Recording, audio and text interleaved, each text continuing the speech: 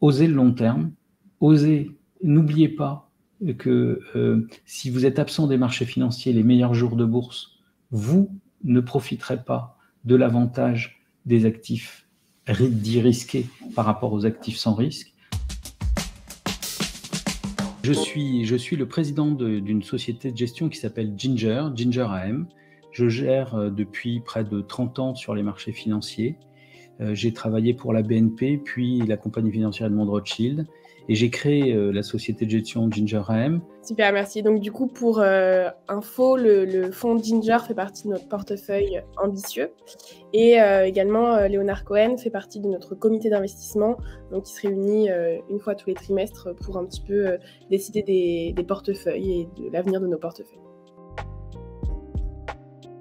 Oui, en 2023, en fait, c'est la continuité des interrogations de 2022 et 2021. À la sortie du Covid, on a vu de l'inflation et les taux se sont adaptés par rapport à cette inflation.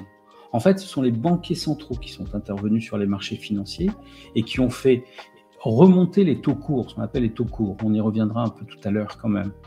Et puis, en montant les taux courts, ils ralentissent la croissance économique mécaniquement. C'est ce qu'ils veulent.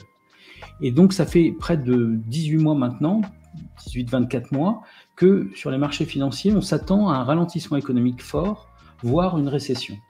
Et donc, c'était déjà le cas en 2022. Vous aviez vu des actifs qui avaient beaucoup baissé, ça avait fait craindre beaucoup de choses.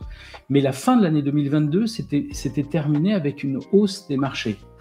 Même on partait de très bas, mais ça remontait. C'était un ouf de soulagement. Et bien en 2023, c'est exactement la même chose.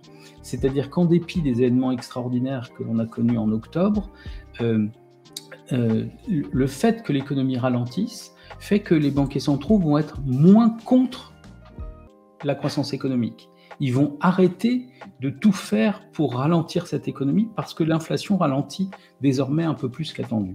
Et donc, depuis octobre, il y a un ouf de soulagement qui amène à des hausses de marché. Alors, on est très heureux chez Ginger parce que on l'avait évoqué en septembre, on l'avait évoqué dans les comités multi-placement. Donc, on est très heureux de profiter de ce qu'on appelle un rallye de fin d'année qui correspond plus à un ouf de soulagement par rapport à des inquiétudes relatives au ralentissement économique et à la violence du ralentissement économique. Les banquiers centraux seront en 2024 à nos côtés, les taux courts sont amenés à baisser en 2024 et donc ça soutient l'idée que la situation sera meilleure en 2024 en termes de croissance économique pour les acteurs économiques que nous sommes tous. Alors là, c'est intéressant parce que effectivement, notre métier, c'est de donner un prix aujourd'hui pour demain. C'est très important de l'avoir en tête. Donner un prix aujourd'hui pour demain, c'est donc avoir des scénarios, d'abord au niveau global, au niveau macroéconomique, puis au niveau de chaque valeur par rapport à la dynamique de croissance des résultats des sociétés que l'on peut avoir en portefeuille ou que l'on sélectionne. Et donc, la première idée, c'est comme je vous le disais, à partir du moment où l'inflation baisse, eh bien, on aura moins de vent contraire que ce qu'on avait en 2022 et 2023. Mais c'est ce que le marché est en train de jouer en ce moment. C'est-à-dire qu'il anticipe. Il est en train de considérer que justement, la situation sera un peu meilleure en 2024 qu'en 2023. Et donc, dans ce cadre-là, il y a deux choses à regarder, le scénario et la valorisation. Le scénario, c'est OK, ça va être un peu plus favorable avec des baisses de taux d'intérêt, donc les investisseurs se sont rués sur les taux d'intérêt ce dernier mois, et derrière, la croissance économique pourrait se stabiliser pour repartir en courant 2024, donc les actions, la croissance des bénéfices, pourraient repartir courant 2024. Donc dans ce cadre-là, eh bien, beaucoup se repositionnent sur les taux d'intérêt et se repositionnent sur les actions. Ce que nous disons chez Ginger par rapport à nos analyses particulières, c'est que, attention, les taux d'intérêt bougent très vite et on est déjà en train d'anticiper des baisses violentes de taux d'intérêt. Donc il faudra faire très attention en 2024 sur les taux d'intérêt. Sur les actions, il y a, dans ce rallye qui s'est installé depuis la fin du mois d'octobre, il y a des titres qui sont devenus très chers. mais il y en a qui restent pas chers. Donc nous espérons avoir les bons pour l'année 2024. En tout cas, c'est ce que nous sélectionnons. Nous avons des potentiels qui restent élevés. Donc on reste, nous, accrochés pour l'instant à la poche action, qui est plus volatile. Alors qu'est-ce que c'est qu'une action quand même? Il faut que j'y revienne un tout petit peu. Une action, c'est une part d'une société. Et donc, vous n'êtes pas remboursé de rien quand vous investissez dans une action. Une obligation, c'est évidemment, avec des caractéristiques particulières, un taux d'intérêt qui vous est promis, entre guillemets, pour une durée donnée. Et donc, il y a des variations puisque ce sont des actifs cotés, il y a des variations tous les jours que ce soit une action ou que ce soit des taux d'intérêt. Donc, ça va bouger. Les taux d'intérêt vont moins bouger que les actions. Il y aura moins de volatilité sur les taux d'intérêt. Donc beaucoup se ruent sur les taux d'intérêt, souvent parce qu'ils aiment justement cette volatilité moindre. Mais il n'en est pas moins vrai que parfois, il faut accepter et assumer la volatilité, c'est-à-dire le risque, les mouvements de marché, puisque vous êtes sur les actifs cotés. Et là, chez Ginger, on préfère encore certains groupes d'actions qui nous semblent avoir plus de potentiel que des taux d'intérêt. D'accord? Et donc, pour 2024, on reste très investi sur les actions, autour de 70-75% d'actions, ce qui peut paraître beaucoup, mais on va dire qu'on trouve des potentiels assez forts pour pouvoir continuer d'investir. Je rappelle que sur Ginger Active 360, donc qui est dans certains de vos portefeuilles, eh bien, on n'investit que sur l'Europe. Alors, vous pouvez me dire, oh là là, l'Europe, encore cette Europe on voit tous les jours que ça va pas bien, que tout va mal, etc. Oui, vous avez raison. Mais l'Europe fait l'unanimité sur un point. C'est que parmi les marchés actions, c'est celle qui est la moins chère. Donc ce qui est pas cher, ça veut pas dire qu'il faut se ruer dessus, ça peut rester pas cher toute sa vie. Mais vous voyez, vous pouvez voir les performances que nous avons réalisées avec Ginger Active 360 ces 5 dernières années. C'est que de l'Europe, et pourtant ça n'a pas été si mal. Donc il faut faire attention avec les idées préconçues. Ce n'est pas parce qu'il n'y a pas de dynamique très forte de croissance qu'il n'y a pas à l'intérieur des valorisations des sociétés sur lesquelles on peut encore investir. Et nous le croyons pour 2024 encore. Alors maintenant, je dis juste 2 alertes, c'est pour plus tard, et relancer cette vidéo un peu plus tard. Vous avez 2 événements importants en 2024, les élections américaines. Donc on en reparlera. Oui. Pas Trump, on verra bien, mais ça créera des chocs. Et donc il faudra aborder la situation avec un nouveau regard, et j'espère qu'on en parlera à ce moment-là. Et le deuxième événement qui va passer inaperçu, mais que vous pouvez tous ressentir au fond de vous, par rapport à ce que je vais dire, sans savoir vraiment où ça peut nous mener, mais ce sont les élections européennes. C'est pas grand-chose, mais un Parlement européen, on le voit bien dans les relations qu'il y a entre les nations et l'Europe, une éventuelle évolution du Parlement européen vers des extrêmes, c'est pas du tout de la politique que je fais, mais ça veut dire des lois qui seront différentes. Et donc en fin d'année, selon le résultat de ces élections, eh bien, il pourrait y avoir quelques mouvements, et notamment sur les taux d'intérêt, notamment sur la capacité des États à emprunter pour demain et au soutien des banques centrales. C'est trop tôt pour en parler, beaucoup trop tôt. On verra quand les choses se passeront, mais ça rythmera 2024. Et il faudra l'avoir en tête. Alors, Ginger Active 360 a été créé c'est un fonds diversifié. Fonds diversifié, ça signifie que notre stratégie a pour but de sélectionner, on va dire à tout instant, le meilleur entre des actions européennes, des obligations européennes et du monétaire.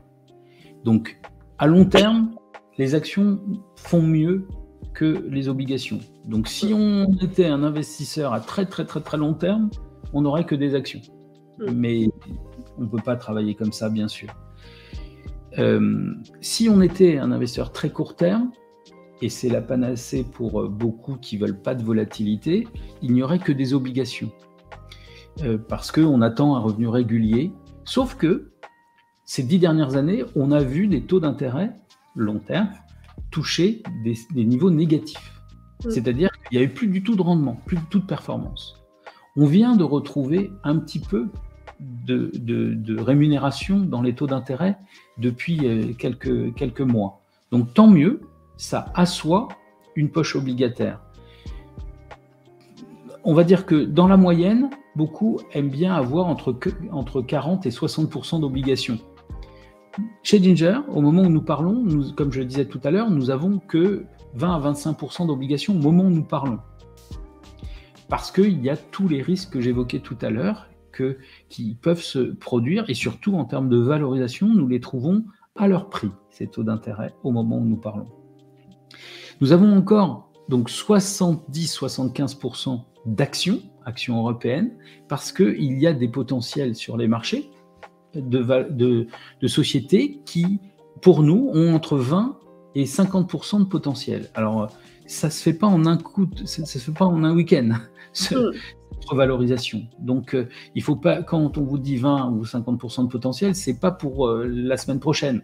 C'est que dans le temps, on considère que aujourd'hui, si on donne un prix à ces sociétés, elles valent plus cher. Et donc, ça mettra une année, 12 mois, 15 mois pour s'ajuster. Bien évidemment, il y aura des événements exogènes qui viendront choquer les scénarios que nous avons, favorablement ou défavorablement. C'est la vie de l'anticipation, hein, c'est comme ça que l'on doit travailler. Mais donc, avec nos travaux particuliers, nous sommes rendus compte que ce potentiel, il était encore important.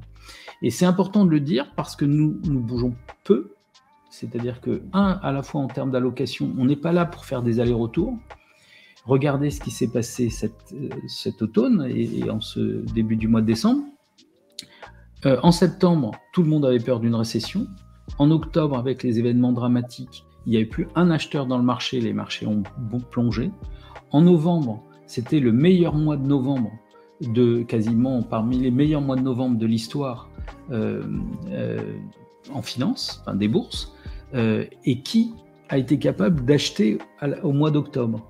Il n'y avait pas de vraie raison. Ce sont les raisons qui vous faisaient vendre qui devaient vous faire acheter parce que, en fait, la situation était moins pire qu'attendue. C'est uniquement pour ce ouf de soulagement que le marché a rebondi comme il a rebondi.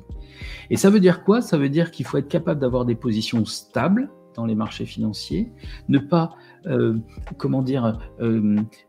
agir comme des moutons, ne pas surréagir aux peurs, faire très attention. Donc c'est ce qu'on apporte, je l'espère, chez Ginger, avec des balises depuis 12 ans, en ne gérant des balises, c'est-à-dire des références, des critères un peu différents que ce que les gens utilisent. Ça, j'espère qu'un jour on y reviendra. Et cette différence, elle nous a permis justement de capter ces hausses des 3, 5, 10 dernières années, sans avoir peur. Alors, on a pu générer de la volatilité, donc attention, on n'investit pas dans votre fonds si on doit sortir des marchés ou de votre portefeuille la semaine prochaine. Ne faites pas ça. Donc, je vous le dis tout directement, c'est pas un fonds comme le nôtre qui vous servira. Par contre, si on peut servir de guide, de boussole pour comprendre les marchés financiers, parce que c'est pour cela qu'on s'est créé. Parce qu'on avait l'intention, dans ces paires de repères, au contraire, d'apporter de nouveaux repères et de guider pour ne pas, comme je le disais, tomber dans des impasses de réflexion en se disant « Oh là, j'ai peur, c'est la cata, il faut que je vende tout » et puis de voir 6 mois plus tard les marchés 10, 15, 20% plus haut sans avoir pris la hausse. Eh bien, on est fiers justement d'avoir une séquence de résultats qui nous amène pardon de manquer d'humilité, mais parmi les meilleurs portefeuilles diversifiés sur l'Europe de ces dernières années, et on est fiers de participer à l'aventure de mon petit placement. Je vais vous faire prendre un tout petit peu de hauteur encore, et pardonnez-moi de donner l'impression d'être professeur Nimbus ou je ne sais quoi, mais s'il vous plaît, gardez l'esprit critique. C'est-à-dire qu'il est très facile d'avoir peur dans l'environnement dans lequel nous vivons, peur du demain. Pourquoi? Parce qu'on est face à énormément de transformations dans tous les domaines. On ne sait pas avec quelle voiture on conduira dans 10 ans, on ne sait pas dans quelle société on vivra dans 10 ans, on ne sait pas avec quels médicaments on nous soignera, on ne sait pas. Donc cette incertitude, elle fait peur. Elle fait peur dans beaucoup de domaines. Le refuge, pour beaucoup, c'est d'aller en finance, dans la gestion de votre épargne, c'est d'aller vers des actifs illiquides.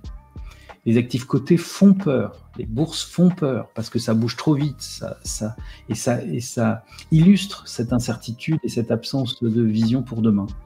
Et donc, ce que je cherche à vous dire par là, c'est qu'il est très facile d'avoir peur, il est très facile de fait implicitement, en étant très centré sur les bourses financières, du coup de se réfugier ailleurs, et pourtant il y a eu de très belles hausses. Si vous avez un investissement long, épargne de long terme, acheter des actifs cotés ne vous nuira pas dans la durée. Et donc, bien évidemment, donc garder cet esprit critique, oser de regarder au-delà de la semaine qui vient, et j'espère que vous nous choisirez en tant que professionnel de la gestion. En tout cas, ce que nous essayons de faire, c'est de vous apporter une analyse différente pour que nous ayons une raison d'être dans vos portefeuilles. Donc, osez le long terme, osez, n'oubliez pas que si vous êtes absent des marchés financiers les meilleurs jours de bourse, vous ne profiterez pas de l'avantage des actifs dits risqués par rapport aux actifs sans risque. Or, malgré tout, nous vivons dans un monde qui aura plus d'inflation que ces 20 dernières années. Et donc, dans ce cadre-là, votre épargne doit être gérée avec un peu plus de risque que ce que ça a été pendant les 20 dernières années. Ok, très clair. Et en tout cas, merci beaucoup Léonard pour cette interview. Ça va être très utile pour les clients. Merci beaucoup à vous.